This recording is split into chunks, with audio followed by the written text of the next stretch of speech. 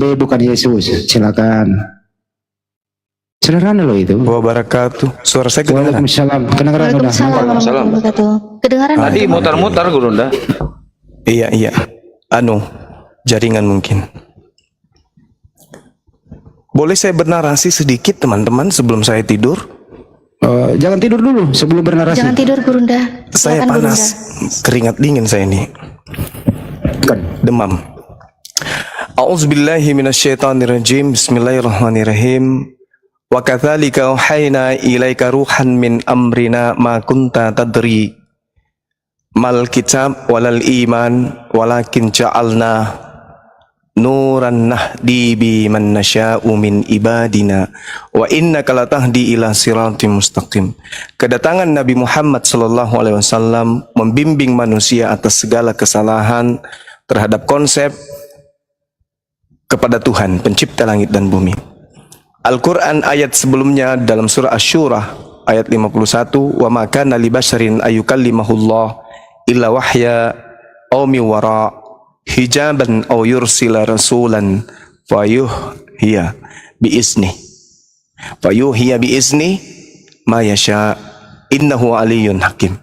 Jadi tidak patut bagi Nabi Abraham, bagi Nabi Adam, bagi seluruh nabi termasuk Nabi Isa alaihissalam, termasuk Nabi Musa, Daud, Salomo, itu berbicara langsung kepada pencipta langit dan bumi, kecuali dengan tiga cara.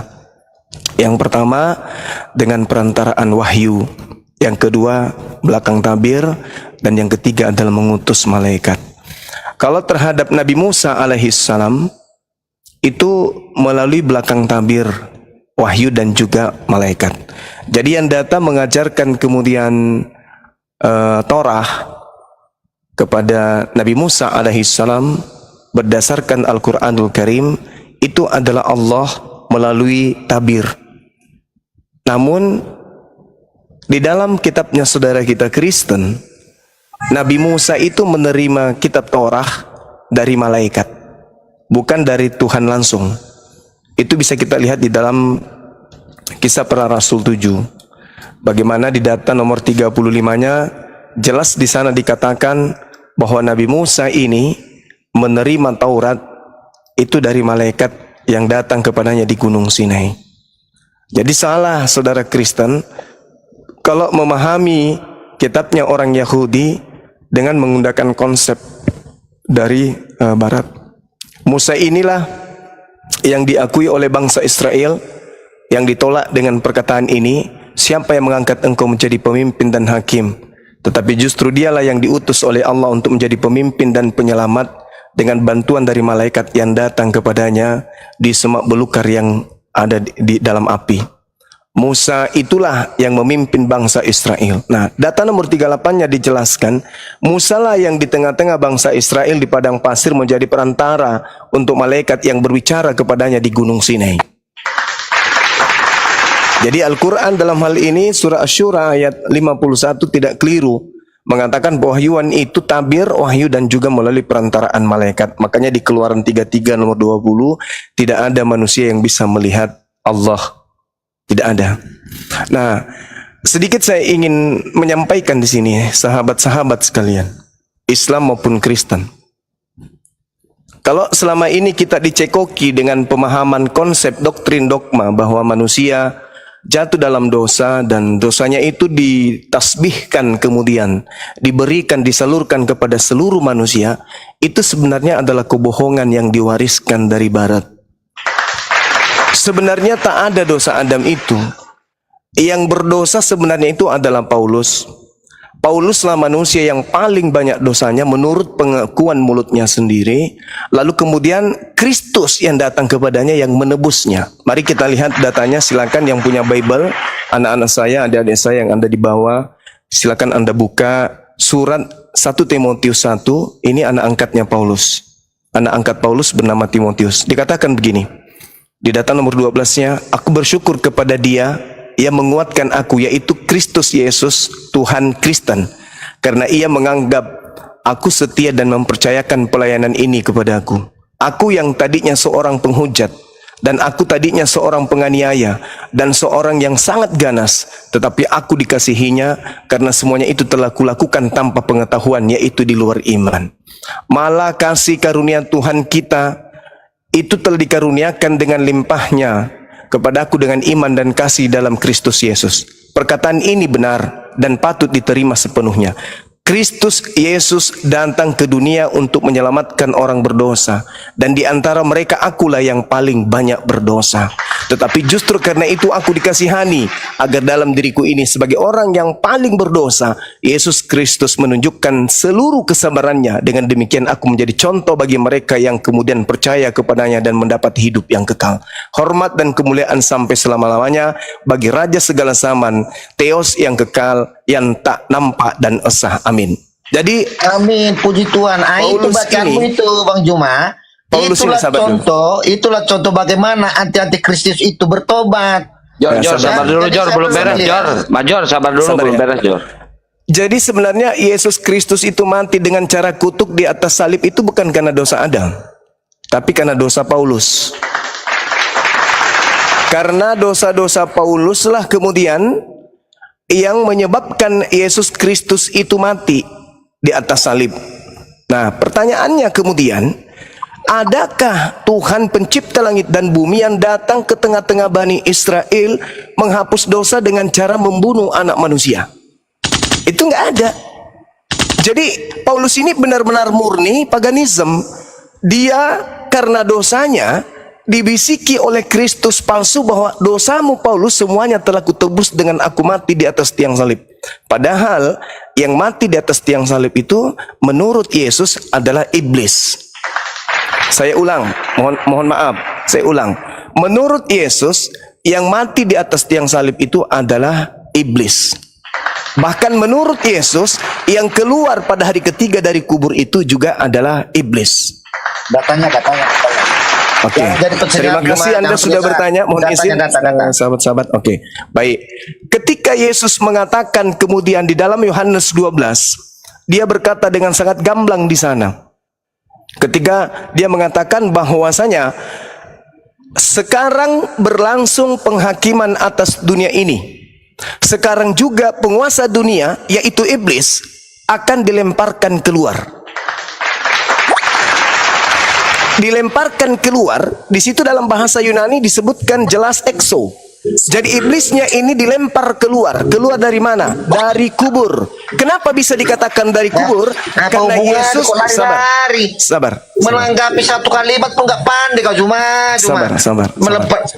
Yang dibahas Yesus apa hubungannya ke iblis? Nah, karena yang keluar dari kubur itu menurut Yesus Enggak, adalah jangan iblis. framing gitu loh. Sabar dulu, Betul nanti loh Anda pokoknya tanggapi. ayatnya. Nanti saudara tanggapi ya. Sayangnya kepala saya sakit. Nanti Anda tanggapi. Saya perhatikan di dalam pernyataan Yesus di kitab Anda, Yohanes 14:30. Tidak banyak lagi aku berkata-kata dengan kamu, sebab penguasa dunia ini datang. Saat Yesus kemudian ada di tengah Bani Israel, penguasa dunia itu datang pada zaman itu. Dan kata Yesus, penguasa dunia ini yaitu iblis tidak berkuasa sedikit pun atas diriku. Berarti ketika Yesus berkata di dalam Yohanes 6:70, bukankah aku yang memilih engkau yang 12? Satu di antaramu yaitu Yudas adalah iblis. Jadi Yudas sedikit pun tidak berkuasa atas dirinya, atas diri Yesus. Jadi upaya Yudas yang dirasuki iblis itu tidak berhasil. Makanya dikatakan di dalam Yohanes 12 kawan nomor 30-nya itu jelas dikatakan bahwasanya dia Yesus bukan 30 ya, di 32. Yesus mengatakan bahwa apabila aku ditinggikan dari bumi. Jadi pada saat iblis datang dilemparkan keluar, Yesus itu sudah ditinggikan dari bumi. Aku akan menarik semua orang datang kepadaku. Ini, jadi Yesusnya mengatakan bahwasanya tidak lama lagi aku berkata-kata denganmu, sebab penguasa dunia ini yang iblis adalah sudah datang dan akan dilemparkan keluar, dan aku sendiri akan ditinggikan dari bumi. Jadi yang datang selama 40 hari itu bukan Yesus. Yesus sudah ditinggikan, dia sudah diangkat ke langit. Dan yang datang kepada Paulus, yang datang ke Pulau Patmos, yang datang kepada Ananias, yang datang kepada Markus, Lukas, dan orang-orang Kristen sedunia, itu bukan Yesus, tetapi penebus dosanya Paulus, yaitu Kristus yang dinubuatkan Yesus sebagai iblis atau penyesat di dalam Matius 24 nomor 4, nomor 5, nomor 24 dikatakan Yesus sebab Kristus palsu dan nabi-nabi palsu. Jadi Kristusnya yang datang kepada Paulus, nabi daripada Kristus itu adalah Nabi Paulus laknatullah alaih. Jelas itu? Silakan Anda tanggapin. Oke, ya. Jadi gini lah cuma ya, aku makin lama ngikutin pola diskusi. Banyak yang Major. Ya, Major, tunggu dulu, aku ngucapkan salam dulu. Selalu Major. buat satu kalimatnya itu kau kelirukan ya untuk menyesatkan. Major, Ya, aku belajar salam lo dulu. jujur kau cuma ya. Oi. Tadi kau narasimu tadi bahwa kau katakan iblis dilemparkan keluar, Yesus Lalu? ditinggikan. Tapi di satu Yes. sisi kau bilang lagi bahwa dia itu yang datang kepada Paulus adalah iblis. Yes. Sekarang aku tanya cuma, di mana Ya. datanya dalam Alkitab bahwa yang datang mengatakan bahwa aku iblis datang kepada Paulus, di mana tertulis? Oke, baik. Paulus banyak data di dalam kitab saudara. 2 Korintus 12 nomor 7, di dalam diriku ada utusan iblis yang menggoco aku.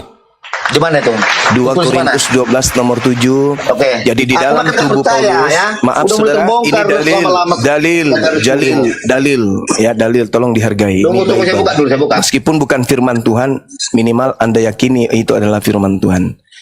Di dalam tubuh Paulus itu ada iblis yang menggocoh Paulus supaya Paulus jangan meninggikan diri. Itu yang pertama.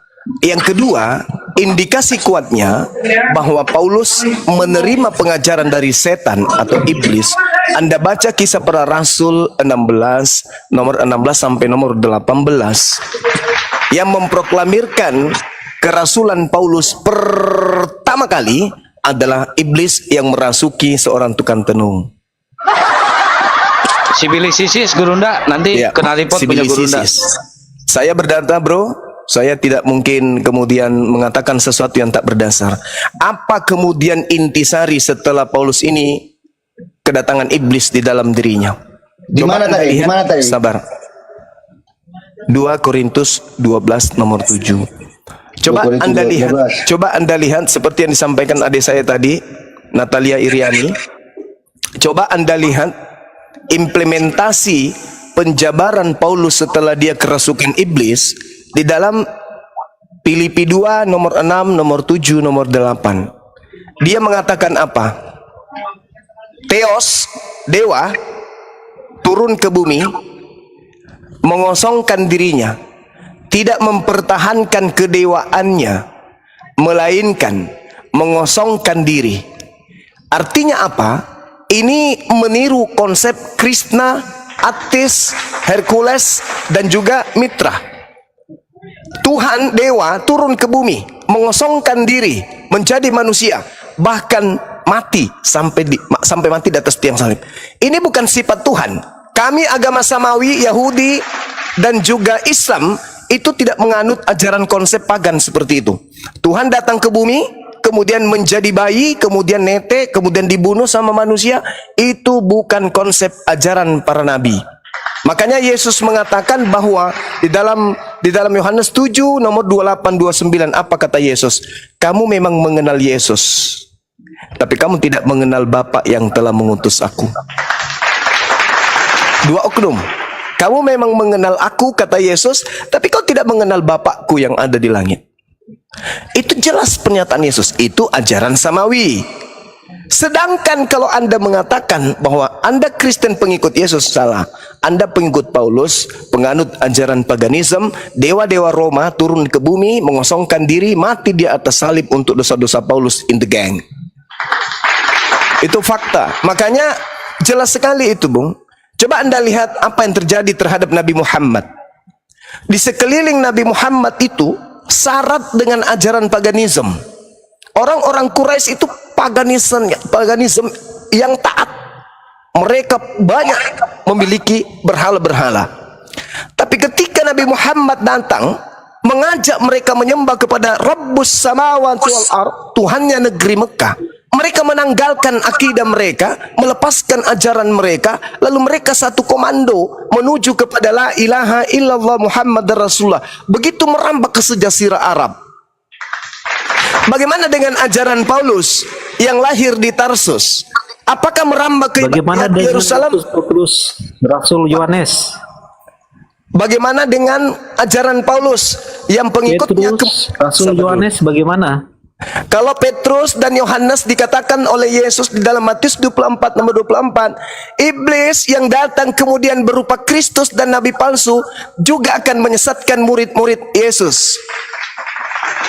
Jangan heran kalau Anda mengatakan Petrus, Yohanes juga itu kemudian jadi miring dibuatnya. Karena Yesus sendiri mengatakan ketika penyesat itu muncul, maka Mana dia juga akan dalilnya, menyesat.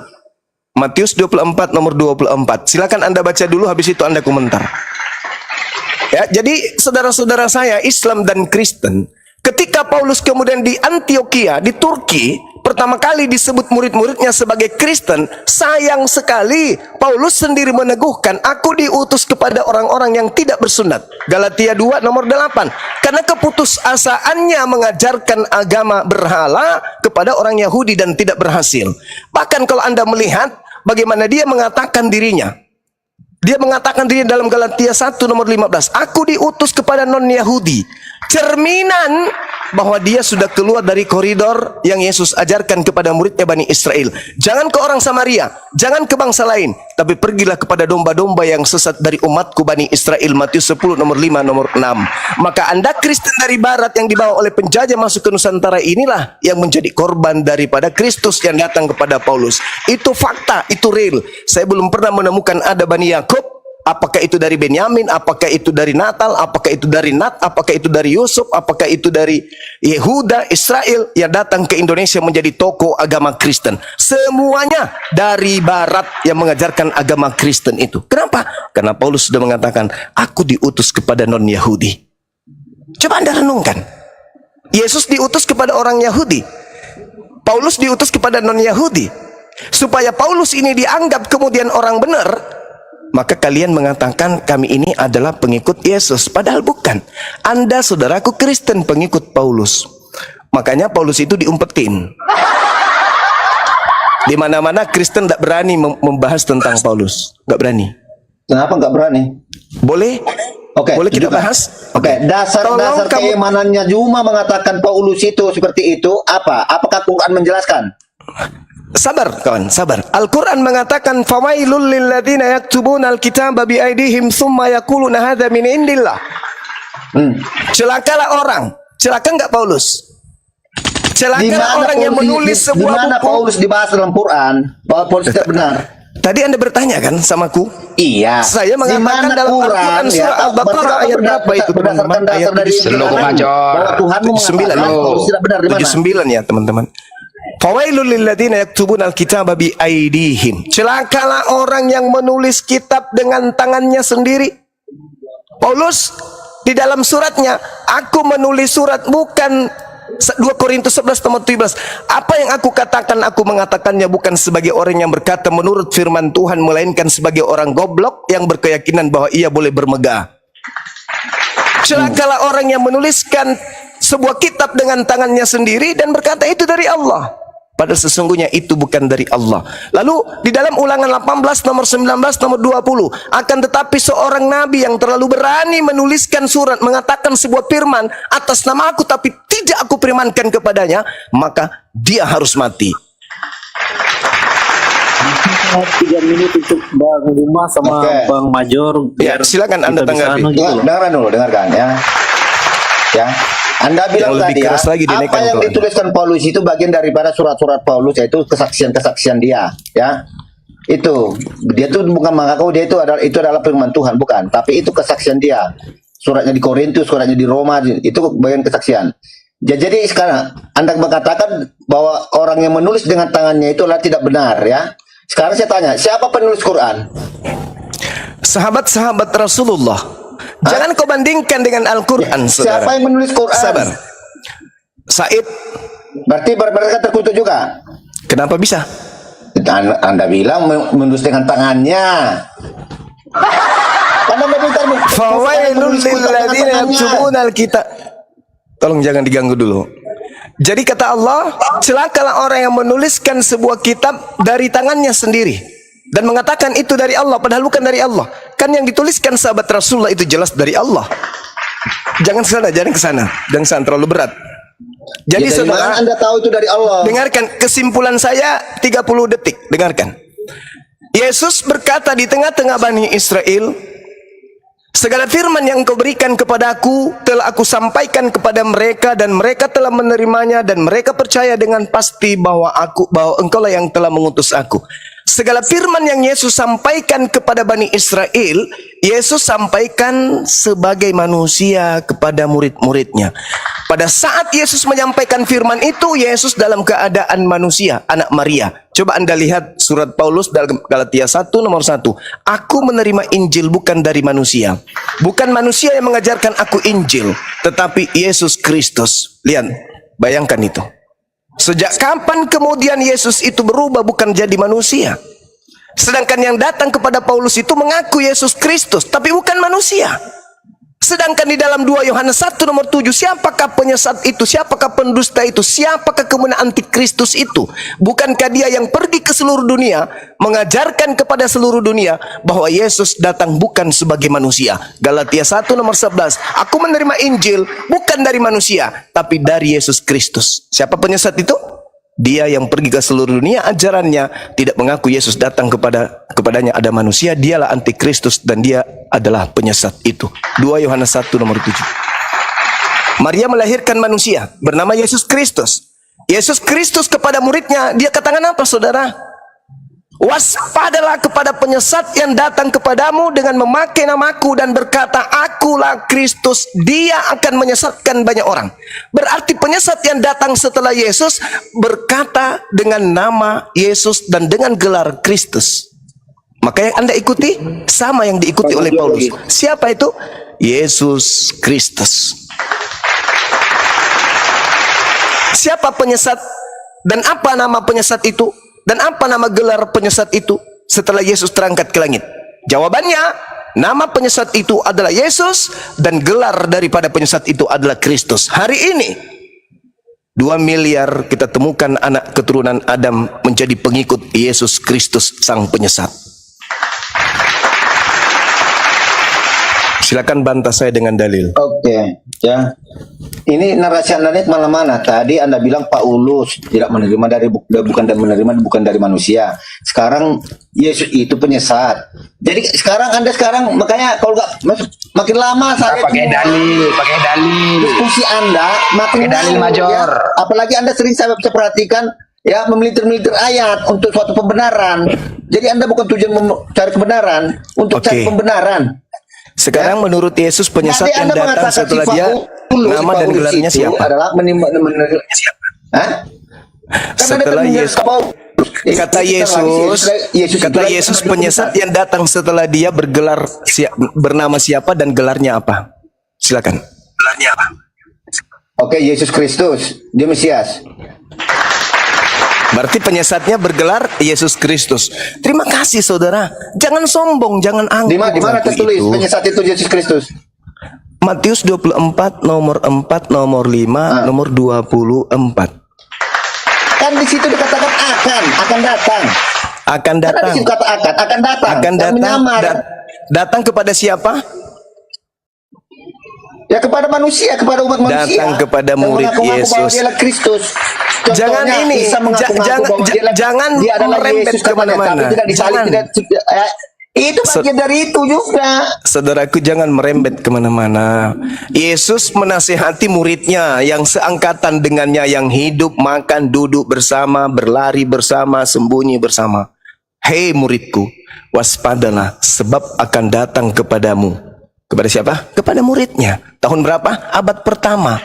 Siapa yang datang membawa-bawa nama Yesus Kristus kemudian? Pertama, akulah Yesus yang kau aniaya. Tuh, awalnya tuh. Yang datang berupa cahaya kepada Paulus ini bukan manusia. Lalu apa, Rek? Bukankah Yesus itu telah menjadi daging? Bukankah Yesus Paulus sendiri berkata, Theos datang ke atas muka bumi, mengosongkan dirinya, tidak mempertahankan keteosannya, melainkan dia mengambil rupa hamba dan menjadi seorang manusia. Itu konsep. Makanya Al-Quran mengatakan, wa makaru wa makarallah. Mereka mencoba untuk menipu, tetapi Allah kemudian membalas kejahatan mereka. Dan sungguh Allah adalah sebaik-baiknya pembalas kejahatan. Itu fakta, itu real. Di sisi lain Theos datang jadi manusia. Di sisi lain dia berkata yang datang kepada yang memberitakan Injil itu bukan manusia. Kalau Anda berakal, munafik seperti ini tidak layak Anda jadikan sebagai suri teladan dalam beragama. Silakan. Oke. Gimana? Sekarang saya tanya dulu Juma dulu. Kalau dikata bentuk wujud manusia itu apa? Punya daging atau gimana? Yes. Oke, ya sepakat ya, kunci ya, punya daging. Yuk, sekarang ya waktu Paulus ya dijumpai oleh yang namanya cahaya itu ya, yang datang cahaya, yang disaksikan oleh teman yang berdua, orang itu kan bertiga, ya. Iya. Itu yang datang itu cahaya itu manusia apa bukan? Bukan. Kata Paulus bukan. Bukan kan? Nah, Yes. berarti kalau dikatakan manusia harus punya daging, berarti yang datang itu secara daging. Itu manusia. Nah, berarti yang datang kepada Paulus cuma cahaya. Yesus Jadi yang berkata datang kepada dalam Paulus Lukas, itu adalah, ya, itu bentuk roh, tapi itu pribadi Yesus, bukan kedagingannya. iya sah-sah saja. Itu pembelaan saudara Jadi gini, sebagai orang yang kita telah mirror dulu. disesatkan. Sah saja, Itu ada silakan. yang menyaksikan. Sekarang waktu Nabi Anda menerima wahyu di Gua Hira, bagaimana Anda mengakini kalau itu Allah yang memberikan wahyu kepada Jibril? Ajarannya tengok sekarang. Iya, dari mana Anda bisa menjelaskan? Jelaskan dulu bahwa Sabar itu dulu. betul-betul Sabar Allah dulu. yang memberikan wahyu kepada Jibril Sabar dulu. kepada Nabi Anda. Silakan. Sabar dulu. Anda lihat di dalam kitabnya orang Yahudi, bilangan 12 nomor 6. Mudah-mudahan saya tidak keliru. Kita satukan kemudian persepsi supaya kita tidak bias. Dengarkanlah perkataanku ini. Jika ada seorang nabi di antaramu, aku Tuhan akan menyatakan diriku kepada nabi itu, tidak aku nyatakan kepada orang di sekelilingnya. Dan aku akan berkata kepadanya dalam mimpi. Jadi kalau Nabi Muhammad menerima mimpi, jangan salah, karena beliau memang adalah nabi. Nah sekarang ada tidak orang yang bisa menjadi saksi dalam mimpi orang lain? Oke, silakan. Sabar. Paman Mayor, semalam aku bermimpi loh. Apa mimpinya bang? Aku berjalan di sebuah telaga. Oh iya, aku lihat kok. Aku jadi saksi. Aku lihat kau di situ lagi berjalan. Kan gila namanya kan? Di mimpinya Berarti manusia bukan? sabar. Yang di mimpi itu manusia Sabar. enggak? Berarti pernyataan Paulus di dalam Yohanes 8 nomor 15, 16, 17, 18 itu sudah benar. Apa kata Yesus?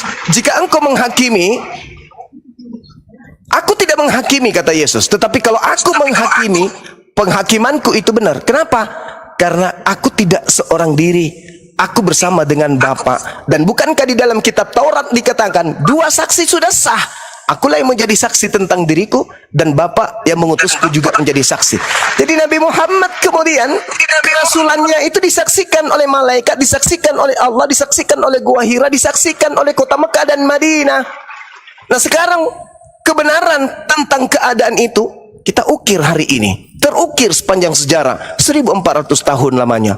Kenabiannya Masalahnya Bang Juma, bagaimana sesuatu yang tidak ada bersaksi itu loh. Loh, gimana ceritanya, Bung? Saya tanya sama mu.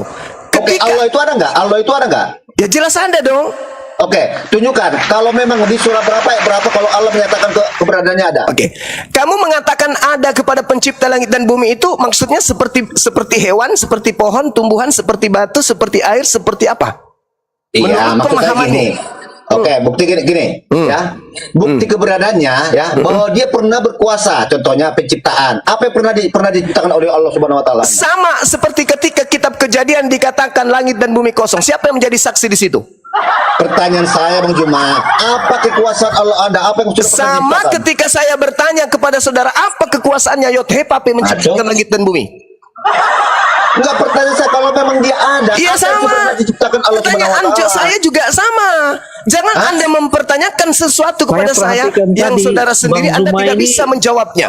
Ringkas Oke, kitab. gini. Sekarang saya tanya, dengarlah. siapa Penciptaan yang langit dan menjadi bumi saksi tertulis pada dari saat sebelum adanya Elohim Quran, menciptakan ya. langit dan bumi? Jawab.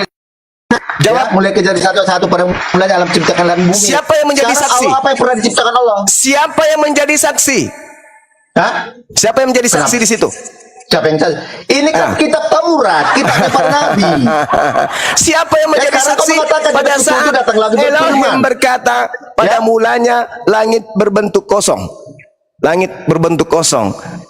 Siapa yang menjadi saksi di situ? Tunjukkan satu aja. Tidak ada yang itu, tapi ada menyatakan Khalaqas samawati wal ard. Dialah Allah yang menciptakan langit dan bumi.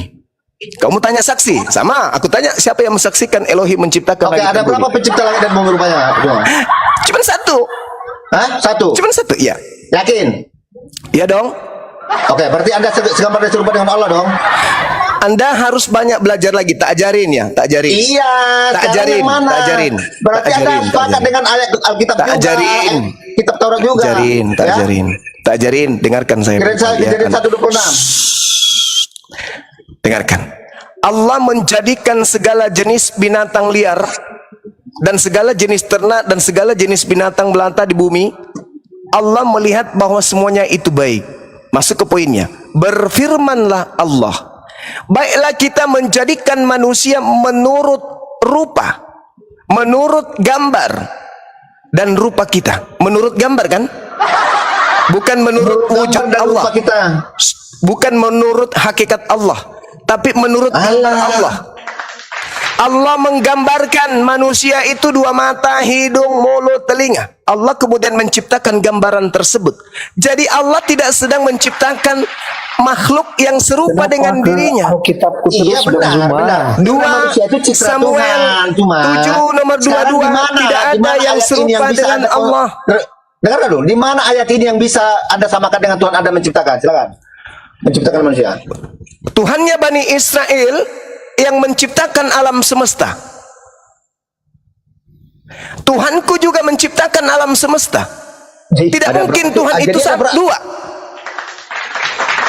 Allah Subhanahu wa taala menjelaskan salah satu dalil di dalam Al-Qur'an. Apa kata Allah? Ketika kemudian Allah menciptakan dan mengutus Nabi Musa alaihi salam. Qala ya Musa, inni istafaituka 'alan nasi birisalati wa bikalami.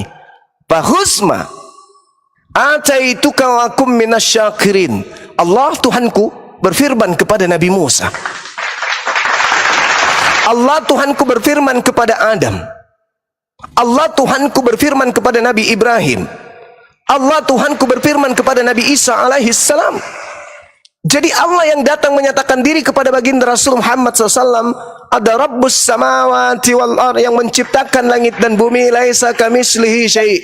Makanya Tuhannya Bani Israel, sabar, Tuhannya Bani Israel di dalam 2 Samuel 7 nomor 22 tidak serupa dengan makhluk. Bagaimana dia bicara sama Musa? Dengan melalui perantaraan. Tadi saya sudah membacakan Al-Quran surah Asy-Syura ayat 51. Tidak pantas kemudian manusia berbicara langsung dengan Allah, melainkan melalui perantaraan. Perantaran siapa? Perantaraan Ayat malaikat. berapa? Al-Quran Ayat berapa? surah Asy-Syura ayat 51. Kisah para Rasul 7 nomor 35, 38 dan 53. Musa menerima firman dari malaikat. Bukan Malaikat dari, mana? Dari malaikat siapa? ya tanya kisah para rasul, karena kalau di dalam Iya. Di mana Allah pernah memberikan malaikat firman? kalau malaikat di Islam yang menerima, yang menyampaikan wahyu itu disebut Roh Kudus atau Jibril. Qul nazzalahu ruhul Berarti Jibril qudus malaikat. min rabbika bil haqq. Itu dalam Berarti Al-Qur'an Jibril Karim. malaikat Bang Juma. Yang mana? Berarti Jibril itu malaikat. Yes, Gabriel Oke. datang pada bulan ke-6 Iya, kepada makanya Maria. aku mau minta data juga. Dalilnya di mana? Di mana Allah pernah menyatakan Al-Baqarah langsung ayat 97, memberikan Qul otoritas man kana kata malaikat aduwwan kepada li Jibril. Jibril fa innahu nazzalahu ala qalbika bi iznillah musaddiqan lima baina yadayhi wa hudaw wa busyra lil mu'minin. Jadi saudara, kembali kepada tema yang datang kepada kalian yang mengaku Yesus Kristus itu, yang mati untuk Paulus itu bukanlah nabi kami yang di tengah-tengah Bani Israel lahir tanpa ayah. Itu adalah makhluk halus yang kemudian datang kepada Paulus mengaku Yesus Kristus yang membuat hari ini Anda melantik yang namanya Kristus ini setara dengan pencipta Tuhannya Yahudi. Hanya iblis yang mau menyatarai Tuhan. Dan Oke, Anda berarti adalah Kristus.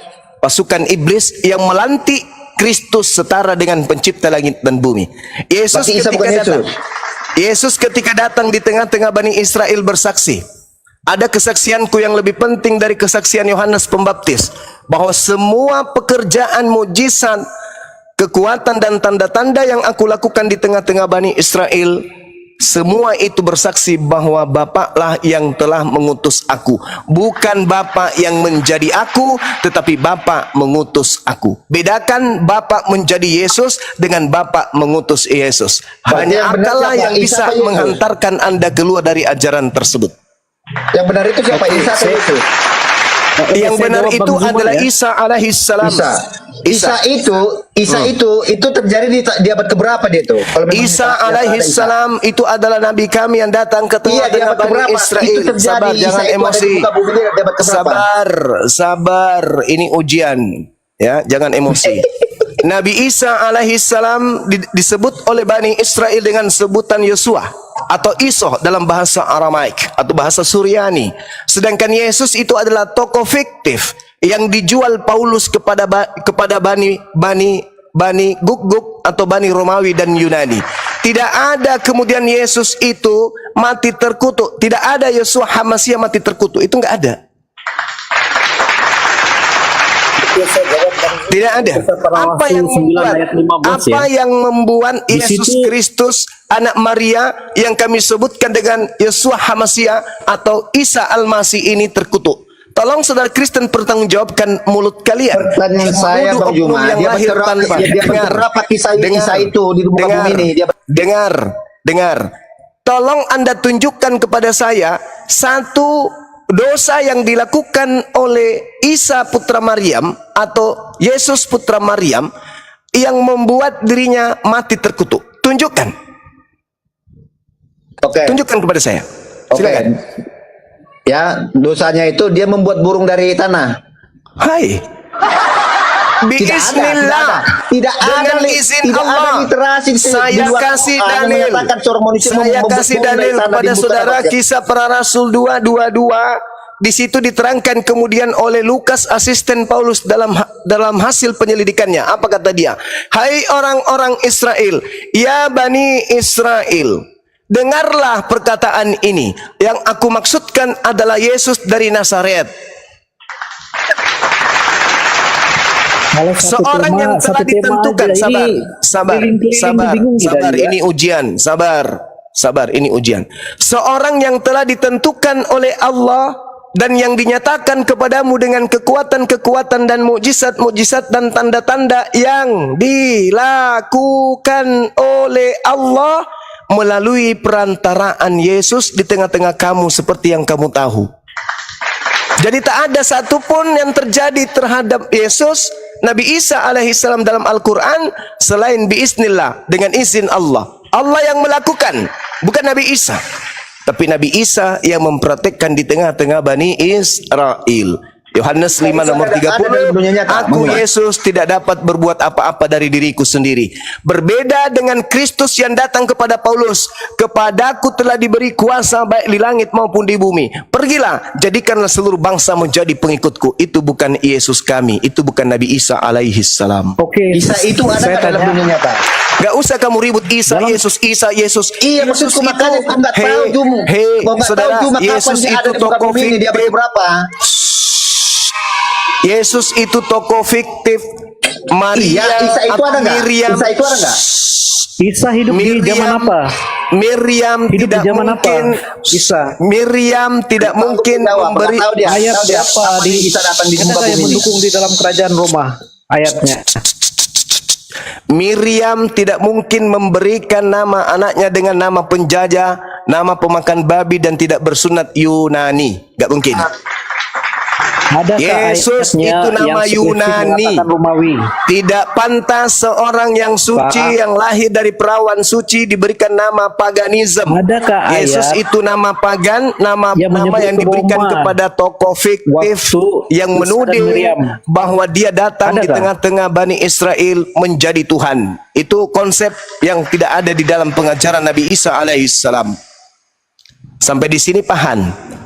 Kalau Yesus Kristus disalibkan di zaman Gubernur Pontius Pilatus, kalau Isa dan Miriam hidup di zaman apa? Itu tidak diceritakan secara lengkap di dalam Al-Quran, karena Al-Quran bukan buku cerita yang disusun berdasarkan hasil penyelidikan.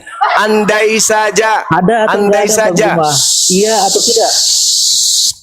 andai saja Baginda Rasulullah Muhammad sallallahu alaihi wasallam hidup di abad pertama dan dia adalah rasul palsu, maka dia juga akan melakukan penyelidikan sama seperti Lukas dan Markus, begitu juga Paulus in the gang. Pahami itu. Tapi karena Rasulullah Ya, ada atau menerima tidak ada? wahyu dari langit, maka apa yang diterima itu yang disampaikan. Nabiku tidak ngarang cerita seperti Lukas, Markus dan juga Paulus. Paham sampai sini? Pertanyaan Iya, saya Yesus kepada saudara. Pertanyaan saya kepada saudara. Oke, pertanyaan Anda saya bisa kepada saudara. membuktikan Isa dan Pertanyaan saya kepada saudara, nanti Anda boleh bertanya kepada saya. Saya tidak lama lagi kok, saya mau istirahat. Ya gini.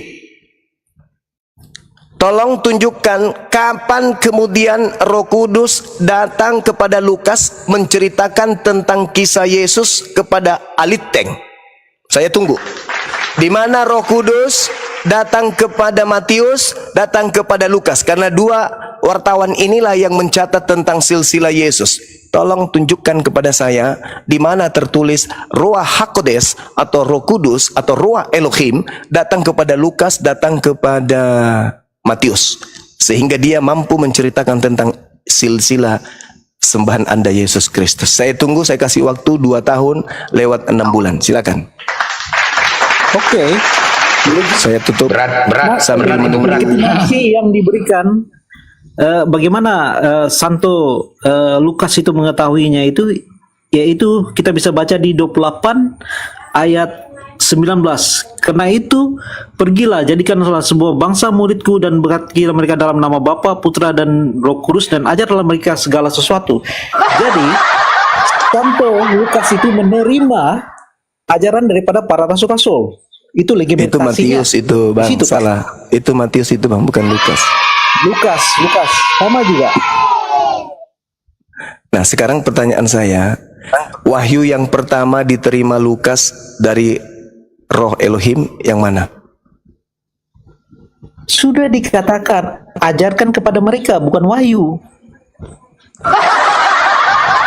Berarti Anda ingin membantah Al-Quran dengan karangan, karena bukan wahyu, sementara Al-Quran itu wahyu.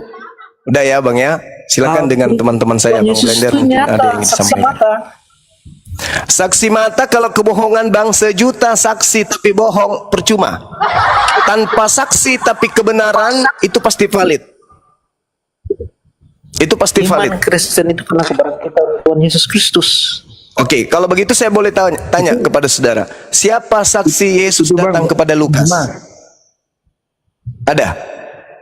Ada saksi? Saksinya ini bang, Siapa? ada bang Siapa? saksinya bang, saksinya Siapa? saksinya saya.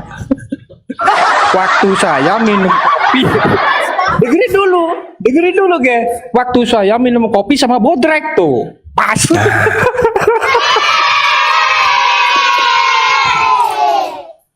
Silakan, Bung. Kamu kok melakukan Kristen sih? Berdiskusi dengan teman-teman saya yang lain, silakan. Jawabannya kok memalukan Salomon ini banget. Salomon Islam Kristen. Bang Juma, kok jawabannya memalukan banget itu. Bukan Orang wahyu. yang sakit mengenai Bukan wahyu, berarti ya, sudah Kita bacakan jawaban. ya di Lukas 1 ya. Lukas sendiri menjawab Anda semua ya. Ya, silakan. Tefelus yang mulia, banyak orang telah menyusun suatu berita tentang peristiwa yang telah terjadi di antara kita, seperti yang disampaikan kepada kita oleh mereka yang dari semua saksi mata dan pelayan firman. Saya ulangi lagi, seperti yang disampaikan kepada kita oleh mereka yang dari semua adalah saksi mata dan firman pelayan firman. Siapa itu mereka? Sesuaikah Matius 28 Siapa ayat mereka 19 itu, Bang? tadi? Siapa mereka itu, Bang? Rasul Petrus, Rasul Yohanes. 11 rasulnya masih hidup. Jadi yang dituliskan Lukas ini wahyu atau hasil penyelidikan? Ya kan sudah disampaikan itu, kamu udah dengar tadi saya bacakan kepada Iya. kamu. Wahyu atau hasil penyelidikan? Saya ulangi lagi ya. Tinggal dijawab aja, tinggal Evolusi dijawab. mulia, Saya udah tahu itu. banyak orang telah berusaha menyusun suatu berita tentang peristiwa-peristiwa yang telah terjadi di antara kita. Nah, ini dia mau menyusun ini. Seperti yang disampaikan kepada kita oleh mereka. Mereka ini siapa? Rasul-rasul. Yang dari semua Dari mana adalah Anda saksi bisa mata. tahu kalau itu Bukan. rasul-rasul? Yang dari semua adalah saksi mata. Dan Oke, pelayanan coba Anda firman. tunjukkan di mana Lukas Wow, bertemu. keren kan? Ya, keren, keren. Coba Anda tunjukkan kepada saya salah satu murid dari 12 murid Yesus yang pernah bertemu dengan Lukas. Hati-hati ginjal copot.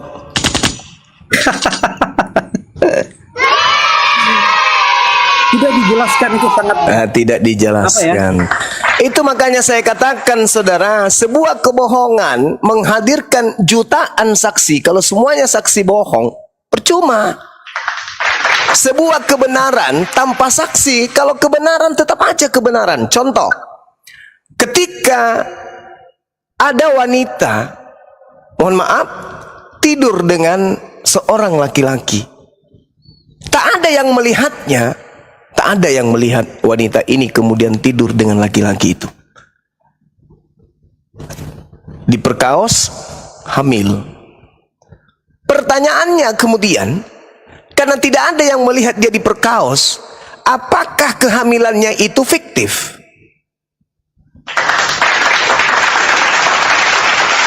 Sama ketika ada anak kecil berjalan di gelapnya malam, tiba-tiba digilas sama kendaraan, mati dia.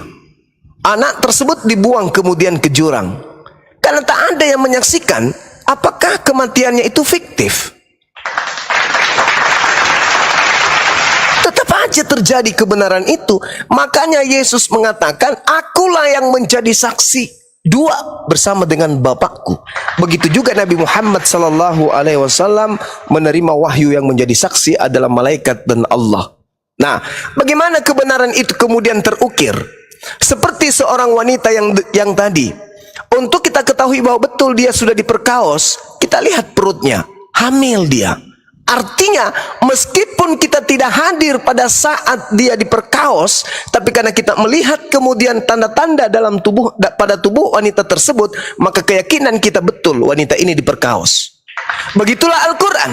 Meskipun kita tidak hadir pada saat pewahyuan, tapi kita melihat isi Al-Quran sesuai dengan sains dan teknologi, maka yakin dan percaya mustahil Nabi Muhammad yang hidup di zaman jahiliyah bisa menerangkan isi bumi dan langit tanpa alat canggih seperti alat yang dipakai oleh orang-orang hari ini, menemukan laptop, menemukan HP dan seterusnya.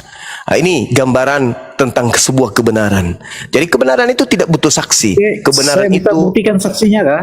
Saksinya Lukas. Iya, silakan. Kolose 4 ayat 14. Salam dari Lukas, tabib yang dikasihi dan dari Demas. Ini konfirmasi bahwa Lukas itu dikenali oleh Rasul Paulus. Okay. Paulus itu Ini punya data asisten ada. dua. Anda mengatakan Asisten tidak Paulus ada itu ada tetapi di dua, dalam Alkitab yaitu ada. Markus dan juga Lukas. Itu asisten Paulus. Yang saya Ya, pertanyakan kita ini, sudah membuktikan itu kan ada. nah, Anda Paulus kan ini mau siapa? menanyakan mana mau. Paulus ini Rasul. siapa? Jadi Paulus Rasul. dengan Lukas saling menguatkan. Paulus, Lukas, Markus itu adalah tiga sekawan memang. Yang jadi permasalahan Paulus di sini adalah Paulus itu dibilang rasul kenapa? Karena itu dikonfirmasi oleh Ananias. Ananias Ya, ini kalau siapanya rasul- Yesus? Rasul Paulus itu Ananias mengklaim ini dirinya siapanya sendiri Yesus? mungkin masih bias. Tapi Ananias ini siapanya Yesus?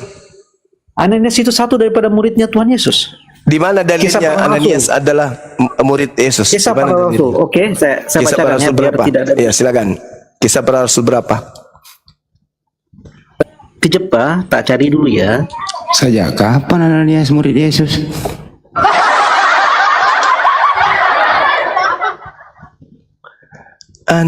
Ananias ente leheng ente. Kalau nggak salah, Nias itu adanya di Kalau masuk Sumatera. 9 kisah para Rasul 9 13. Eleheng ente. Jawab Ananias, dia memanggil Tuhan. Dari ini Tuhan loh dia. Jawab Ananias, Tuhan. Dari banyak orang yang telah kudengar tentang orang itu, betapa banyaknya kejahatan yang dilakukan terhadap orang-orang kudusmu di Yerusalem, dan ia datang kemari dengan kuasa penuh dari imam-imam kepala untuk menangkap semua orang yang memanggil namamu. Tetapi firman Tuhan kepadanya, pergilah, sebab orang ini adalah alat pilihanku untuk memberitakan namaku kepada bangsa-bangsa lain serta raja-raja dan orang-orang Israel. Ini kejadiannya. Kalau saya tanya dulu saudara, Anda tahu tidak kisah para Rasul ini ditulis tahun berapa? Sampai Pak Bom Bom bertelur, tidak ada orang Kristen yang tahu kapan kisah para Rasul ini dituliskan. Kisah para Rasul ini ditulis oleh Santo Lukas. Oke. Kapan?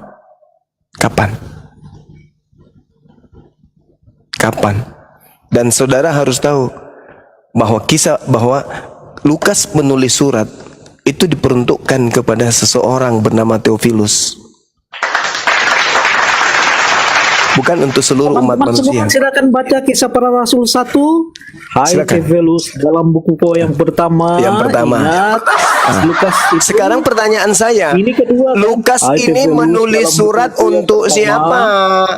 Aku menulis tentang segala yang dikerjakan oleh Yesus saudara, sampai pada hari dia terangkat. Saudara, Lukas ini menulis surat untuk siapa? Untuk Theophilus. Theophilus, bukan untuk kita kan? Ya ini kan kesaksian.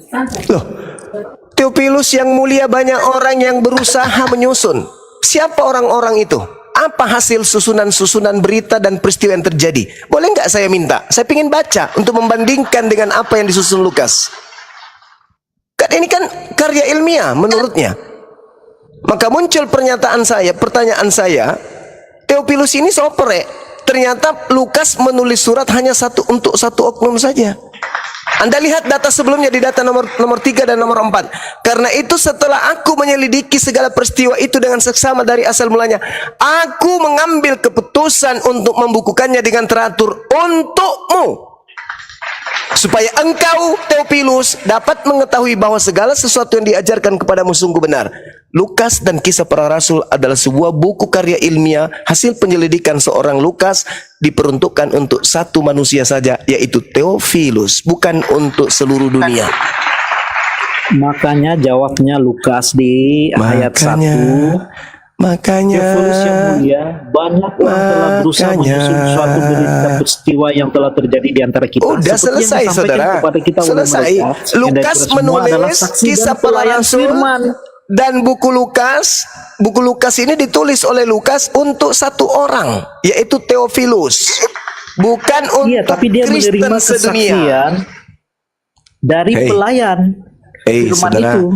Lukas ini Bagaimana? menulis Wajib surat kita untuk mempercayai? seorang. Kita harus wajib Begitu juga mempercayai. Paulus. Kenapa? Karena Paulus dari itu menulis surat saksi bukan mata yang untuk hidup. seluruh dunia. Paulus itu menulis surat bukan untuk seluruh dunia. Paulus itu menulis untuk orang-orang tertentu saja. Belakangan surat-suratnya diambil oleh Kekaisaran Roma, lalu kemudian mereka jadikan sebagai kitab untuk melancarkan aksi mengajak orang-orang di bangsa-bangsa di bawah jajahannya untuk menyembah kepada dewa mereka. Saya bacakan kepada saudara, tolong dicatat. Roma itu ditulis tahun 55 sampai 57. Korintus Ini ditulis jawaban tahun 55 ini jawaban Yesus sama 57. kamu langsung Pak Jumat. Ini jawaban Yesus sama kamu Apa langsung. itu? Kisah para Rasul 9 ayat 16. Aku sendiri Oke. akan menunjukkan kepadanya betapa banyak penderitaan yang harus ia tanggung oleh karena namaku. Terus Ini Lalu? legitimasi daripada Tuhan Yesus langsung. kisah para rasul Siapa yang dan mau juga membantah? Ini Lukas tulisan merah. itu ditulis untuk Theophilus titik. Untuk Theophilus surat itu ditulis. Itu Dengarkan legitimasinya saudara, izinkan Rasul saya Paulus. menyelesaikan dulu skripsi saya, tesis saya tentang apologet Kristen ini. Ketika berbicara mengenai surat Korintus itu ditulis untuk orang-orang yang ada di Korintus, di Korintia Tengah Selatan Yunani. Begitu juga dengan surat Filipi. Filipi itu ditulis kemudian untuk orang yang ada di Filipi Municipal, Filipoi di Yunani. Kolose itu ditulis untuk orang yang ada di Kolose, di kota kuno di Frigia Utara Laodikia. Galatia itu ditulis untuk orang yang ada di Galatia di antara Turki. Di antara Turki inilah kemudian orang-orang jemaat-jemaat Galatia itu menerima surat Galatia. Filemon ini ditulis oleh Paulus untuk orang yang bernama Filemon, orang yang hidup di Kolose di wilayah Efesus. Kemudian Titus ini menulis surat untuk seseorang anak yang bernama Titus di Antioquia.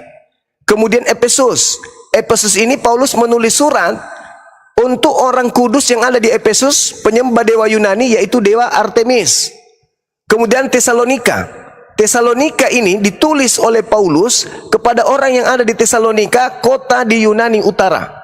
Kemudian Timotius ini ditulis untuk seorang manusia yang disebut sebagai manusia Theos atau manusia Tuhan, di mana Timotius ini adalah anak angkat daripada Paulus itu sendiri. Dia kemudian Timotius ini sebagai anak angkat Yesus, yang mana Paulus, anak angkat Paulus, yang mana Paulus ini curhat di dalam 1 Timotius 1 bahwa Kristus mati untuk dirinya, dosa-dosanya.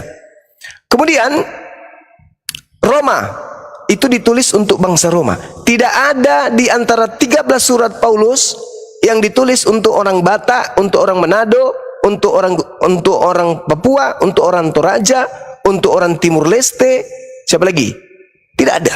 Semuanya ditulis hanya orang-orang tertentu, jemaat-jemaat tertentu.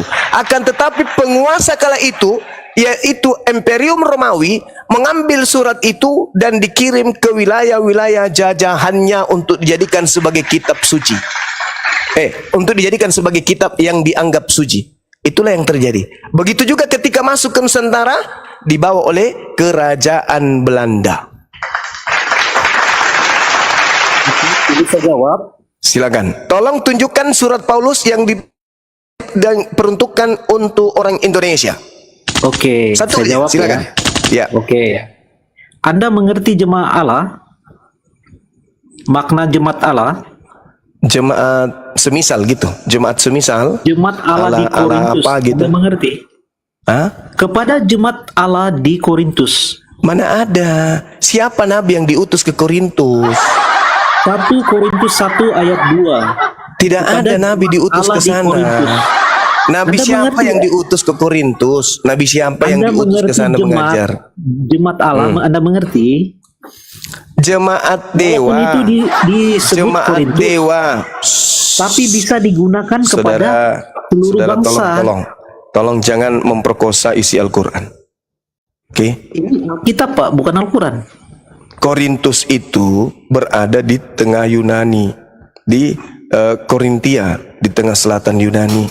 Di Iya, situ betul. Tuhan pencipta langit dan bumi tidak kecil, pernah mengutus kalau nabi dibilang ke Yunani, Bang. Jemaat Allah itu ya semua orang Kristen. Jangan kau katakan jemaat Allah. Yang ada di Korintus itu jemaat Theos, itu baru betul. Jemaat Theos karena orang-orang Yunani itu tidak menyembah Eloa Abraham, Eloa Isa, Eloa Yakub. Mereka menyembah dewa Hercules, dewa Mitras, dewa Yunani. Jangan kau bawa-bawa Tuhan Allah ke situ. Theos, Tuhan Theos, Tuhan Dewa. Jemaat-jemaat yang ada di Korintus itu menerima surat dari Paulus, dan asistennya Paulus itu bernama Sontenes. Itu yang kemudian bersama dengan Paulus menulis surat untuk orang-orang Korintus di Korintia, tengah selatan Yunani. Di situ tidak ada Eloa Abraham. Di situ adanya Theos, Hercules, Attis, dan Horus. Jangan kau kotori lisanmu dengan sesuatu yang menyangkali kemudian sejarah. Ya kawan ya.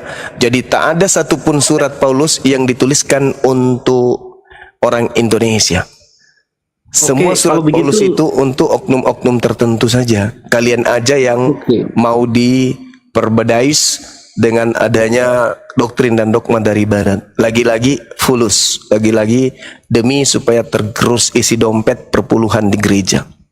Dah. Assalamualaikum yang di YouTube.